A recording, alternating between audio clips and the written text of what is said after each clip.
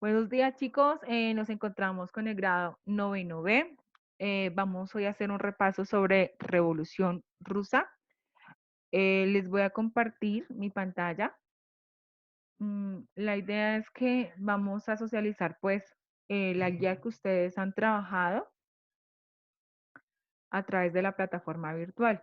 En este momento debe aparecer en su pantalla la presentación sobre Revolución Rusa. Pues recordemos que la Revolución Rusa se da a partir de la Primera Guerra Mundial.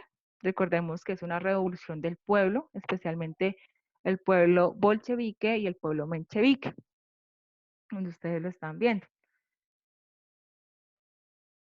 Bueno, ¿qué fue o cómo se conoce esta Revolución Rusa? Bueno, ¿qué fue? Se desarrolla principalmente en una época contemporánea. Recordemos que es una época en el momento de desarrollo industrial. Ya el periodo, digamos, de las grandes revoluciones habían pasado, ya se había generado tres tipos de revoluciones. Teníamos la primera revolución en Macedonia que cambió, digamos, el sistema social y político de Europa, que era la Revolución Francesa. Teníamos una revolución industrial que cambió los métodos de trabajo, ¿cierto? Que era la revolución industrial de primera generación y la revolución industrial de segunda generación. Entonces, digamos que esas fueron las grandes revoluciones que cambiaron ese pensamiento de la humanidad y la conformación de la sociedad. Pero esta revolución rusa aparece en una edad contemporánea, en la que Rusia se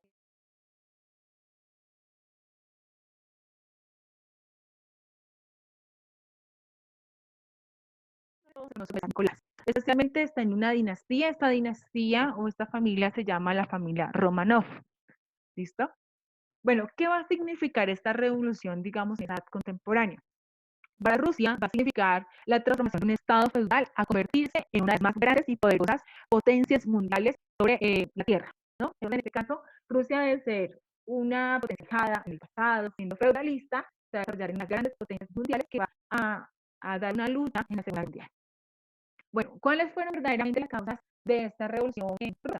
Pues lo que tenemos que tener en cuenta fue la Primera Guerra Mundial. La Primera Guerra Mundial entrar en Nicolás II por Inglaterra, recordemos que Nicolás II tenía su primo, que es Carlosito, en Inglaterra, ¿cierto? Eran como gemelos y apoyó debido pues a disputas que Inglaterra también tenía con Alemania, el imperialismo, y entonces hacen alianzas para ellos poder disputar, ¿no?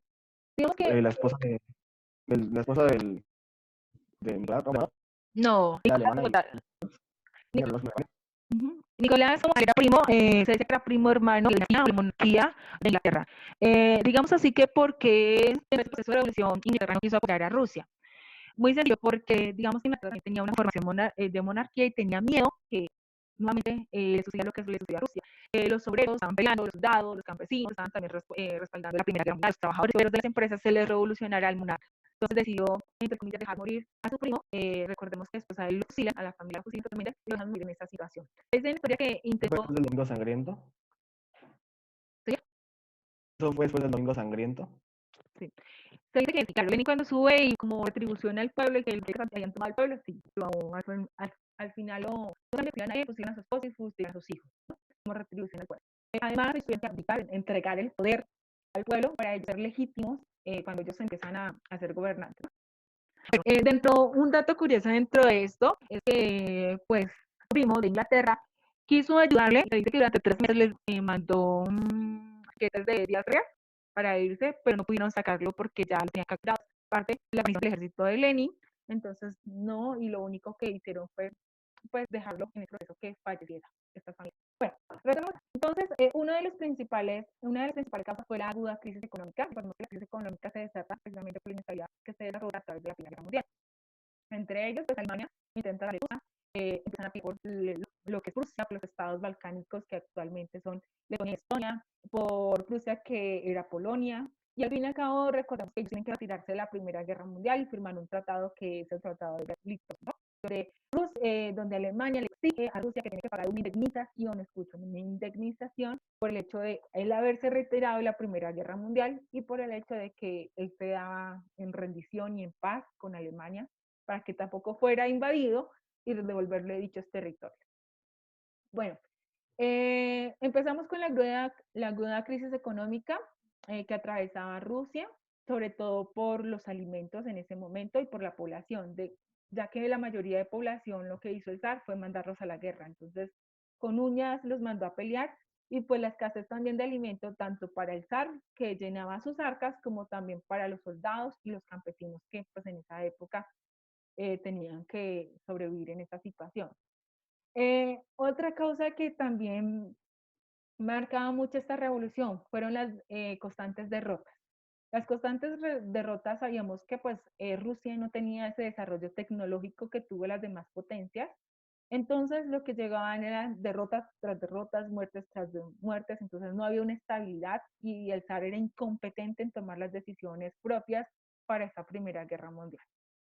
Encontramos también la ineptitud e intolerancia del zar Nicolás II. Se dice que Nicolás II era una persona muy influenciable y especialmente por su esposa. La esposa era una Alemana. hacedora, una hacedora en que ella no quería una modernización del sistema ni social ni político de Rusia. Además también era muy influenciado por el monje Rasputín, que más adelante lo vamos a ver, que, que que colocaba como cierta ciseña entre el parlamento o la duna y entre la misma nobleza, ¿cierto? Entonces, digamos que a los oídos del pueblo, a los oídos de los soldados, a los oídos de toda la generación rusa, Nicolás II no los podía representar como monarca o como jefe de esta nación. Bueno, ¿cómo estaba en esa época organizada el poder? Entonces, el poder estaba organizado de tal forma de que, en primer lugar, teníamos al zar, que el zar es el monarca, ay, perdón, el monarca, ¿cierto? Que era un monarca absolutista. Tenemos a la duna, que la duna está representada por el parlamento o por los aristócratas, los conocidos también como nobleza, que es la clase de la élite. Después tenemos lo que es el pueblo, ¿cierto? Tenemos el pueblo y después por último tenemos los mujiks. Los mujiks es interesante porque estamos en pleno siglo XX, ¿cierto? Y todavía existe esclavitud y existe servidumbre. Recuerden que eso se abolió de acuerdo a la Revolución Francesa y ese sistema feudalista también se abolió de acuerdo a la Revolución Francesa. Pero acá en pleno siglo XX teníamos unos mujis, unas personas que eran esclavos o siervos dentro de este sistema de monarquía y ese sistema feudalista que todavía manejaba el, digamos, este imperio ruso. Bueno, de ahí pasamos al desarrollo de la revolución. El desarrollo de la revolución rusa está conformada por dos etapas y se da prácticamente por dos bandos. El primer bando se conoce como los mencheviques, que se traduce que son los minoritarios. El segundo bando son los bolcheviques, que son los mayoritarios. ¿Listo? Entonces, los mencheviques, digamos que esa fue la revolución de la élite, es decir, de la duna o del parlamento. Y los bolcheviques fue la revolución del mismo pueblo, de los obreros, de los trabajadores, de los campesinos y de los mismos soldados que fueron y pelearon en la Primera Guerra Mundial. ¿Listo? ¿Qué sucede para que se genere esta revolución? Recordemos que la revolución en general se la dio el pueblo, pero cuando se fueron nuevamente a organizar como estructura de un Estado y cambiar ese sistema, decidieron los mencheviques tomar el poder. Y por eso aparece la República Socialista Soviética. Entonces ellos dijeron, la única forma no es organizarnos por una monarquía o una sola persona que tenga el liderazgo de este pueblo, porque es bastante grande, sino organicémonos por unas élites, organicémonos por unos representantes de Rusia, ¿cierto? De representantes de este pueblo y por eso se conocen como aristócratas o monarcas. Dentro de esos aristócratas o monarcas, aristócratas, perdón, o personas de élite, no monarcas, sino personas de élite, aparece un representante de ellos o jefe que se va a conocer como Alejandro Kerensky. Alejandro Kerensky hace que se funda la República, pero va a cometer un error y solamente va a durar en el transcurso de unos 7 meses en el poder. El mismo pueblo le va a dar un golpe de estado a Alejandro Kerensky. Resulta que cuando Alejandro Kerensky toma el poder, él decide fácilmente regresar a la batalla de la Primera Guerra Mundial. Él no mide consecuencias de que la gente está muriendo de hambre, está en pobreza absoluta, no hay recursos, los soldados están cansados de pelear, no están peleando, no hay un liderazgo, tuvieron que tratar un tratado de Brest-Litovsk, tienen que pagar una indemnización. Entonces, él no visualiza, sino lo que quiere es ganar a toda costa y nuevamente hacer alianzas con Inglaterra y con Francia. ¿Qué pasa? El pueblo no quiere volver a cometer el mismo error que había cometido. ¿Con quién? Con el zar Nicolás II. Y decide darle un golpe de Estado. Este golpe de Estado se conoce como la segunda etapa. La primera etapa es la etapa donde se elige a Alejandro Kerensky y nace la República. La segunda etapa es la etapa cuando le dan ese golpe de Estado y se conoce como la famosa Revolución Roja o Revolución de Octubre. Esta Revolución de Octubre va a tener una característica importante porque ellos van a estar muy influenciados, de acuerdo que son obreros, está en un sistema feudal, un sistema que se está transformando, van a tomar un modelo muy característico de Inglaterra. ¿Cuál es el modelo característico que se desarrolló entre la primera y la segunda revolución industrial? Lo que fue el socialismo y el comunismo. Ese socialismo y ese comunismo, ¿cierto? Se va a tomar a través de las políticas o de las ideologías de Carlos Marx. Lo van a aplicar, lo van a traer para su país, ya que la mayoría de población es obrera, la mayoría de población es soldados, militares, campesinos, y lo van a aplicar. Al aplicarlo, van a crear los que nosotros conocemos más adelante como los soviets, que son pequeños estados divididos, pero organizados por comunidades de obreros, que son los que van a administrar el poder. Esto no administrar una sola persona, sino que los va a dirigir y todos van a tener la capacidad de administrar el poder en Rusia. De ahí nace lo que son los soviets. Cuando se conforman los grupos de trabajadores que van a liderar ese proceso de cambio a través de las políticas de Carlos Marx, va a aparecer lo que es la URS. Ya no se va a conocer como Rusia, sino se va a conocer como Unión de Repúblicas Socialistas Soviéticas. ¿Qué significa unión de todos los estados, ¿cierto? De Rusia, socialistas, porque todos te ayudan, todos participan, y de soviets, que significa que son hechos para los trabajadores y de los trabajadores, no de un monarca o una sola persona, ¿no?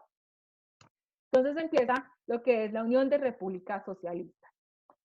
¿Qué sucede? El sistema político cambia y va a tener un líder. Este líder, ustedes lo van a ver acá, que es Lenin.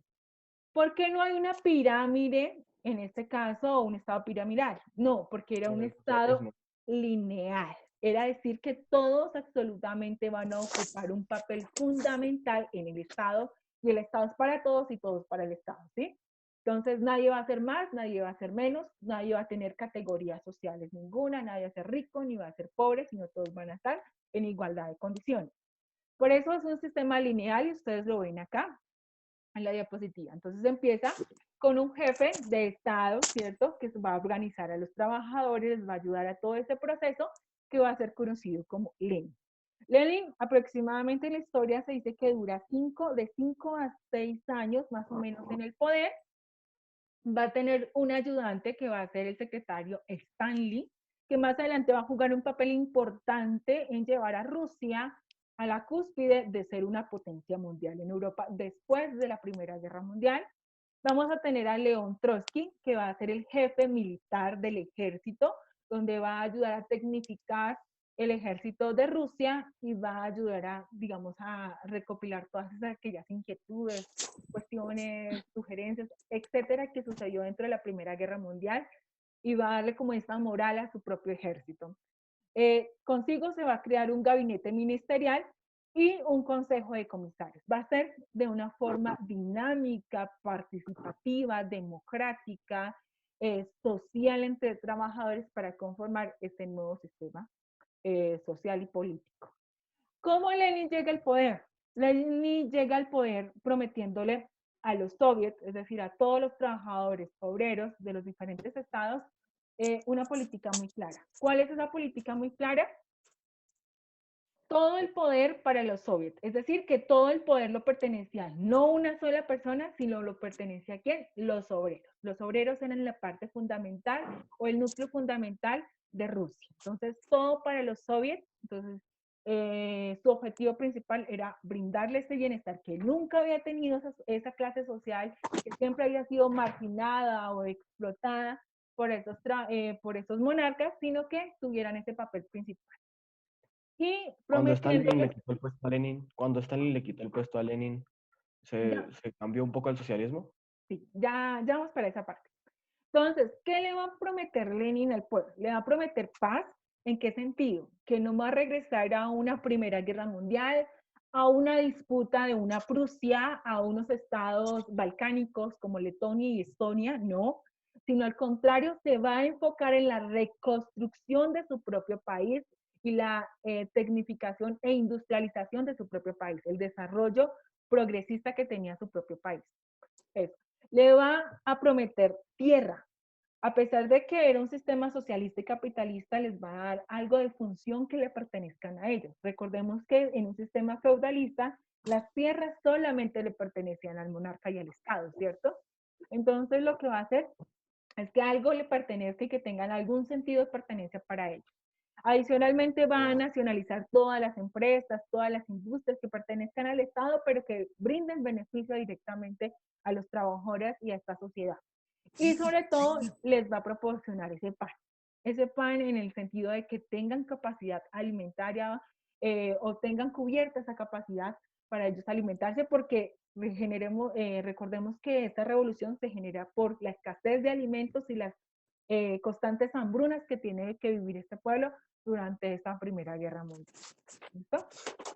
Bueno, después de que Lenin se retira del poder, Lenin, como les venía diciendo, dura entre 5 y 6 años en el poder y se retira. ¿Qué sucede? La persona verdaderamente que iba a ocupar ese cargo era León Trotsky. Pero hay una disputa de poder interno entre Stanley y León Trotsky, que era el jefe militar.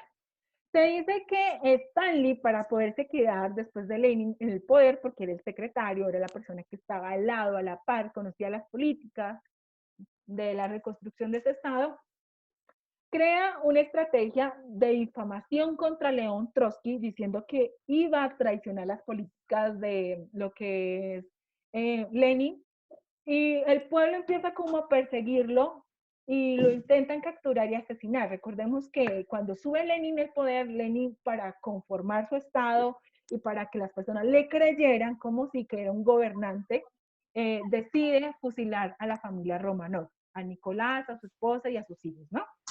Para ratificar ese poder de los soviets. Entonces, ¿qué hace Joseph Stalin? Entonces, crea como esa dualidad entre ellos, como ese choque y empiezan a perseguir a León Trotsky. León Trotsky, lo único sentido que le queda es huir absolutamente de Rusia. Se dice en la historia que huye a los países latinoamericanos y por eso va a tener mucha influencia este socialismo en Cuba. ¿Listo? Bueno, entonces, en este caso, empieza Stanley a tomar el poder y dura 30 años en el poder. En cambio de ser un sistema socialista, un sistema democrático, un sistema donde se tiene en cuenta a los soviets, él va a cambiar el sistema durante esos 5 años, 7 años. ¿Cómo lo va a cambiar? Lo va a cambiar en un sistema de dictadura, se va a volver dictatorial y totalitario. Era decir, que él solamente va a tomar las decisiones propiamente del pueblo.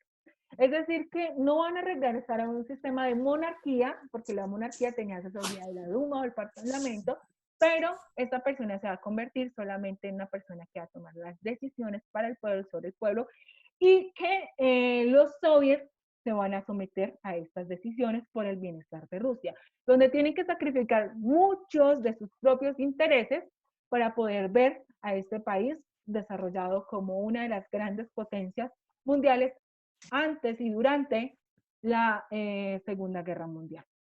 ¿Qué sucede con esto? Él crea y pasa de un sistema feudalista, abandonado, de tenencia de tierras, de monarquía, lo lleva a ser una de las primeras potencias tecnológicas, de armamento, de ciencia, de tecnología, de desarrollo, de sostenibilidad de la población, lo lleva durante esos 30 años. Por eso los soviets deciden someterse a esas políticas dictatoriales y totalitarias de Stalin. Recordemos que pues Stalin también tuvo sus cosas macabras dentro de esa dictadura, ¿no? ¿Cuál fue verdaderamente su estrategia para llevar este periodo o este desarrollo de Rusia? Fueron la famosa estrategia de los periodos quincenales. Los periodos quincenales consistían en que cada 5 años él colocaba un plan de gobierno progresista y siendo sacrificio tras sacrificio tenía que cumplirlo al pie de la línea, era decir, como esa disciplina en cumplirlo. Cada 5 años programaba y la idea era que cada 5 años se cumpliera una meta para el desarrollo de Rusia. Así, durante esos 30 años, Rusia salió de ser olvidada del medioevo a convertirse en una de las primeras potencias mundiales. Adicionalmente, él creó una convención, se llamó la Tercera Convención Internacional de Comité, que significaba invitar a todos los países tercermundistas o países que estaban en vía de desarrollo para que conocieran ese sistema comunista y lo pudieran aplicar a la viabilidad de la generación de un Estado comunista o socialista. Fue, digamos, como esos los grandes aportes que generó Stalin en el desarrollo de Rusia. Chicos, hasta este momento, ¿dudas, inquietudes?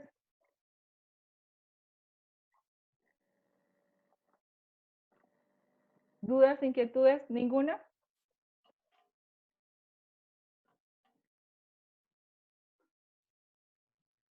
¿Dudas, inquietudes? No. No, ¿No? señora. Ok. Recordemos que esta clase queda grabada en el sentido de que ustedes también pueden estudiar, en el sentido de que ustedes tienen que presentar su valoración bimestral, si tienen que repasar los contenidos, entonces también va a quedar grabada. ¿Listo, chicos?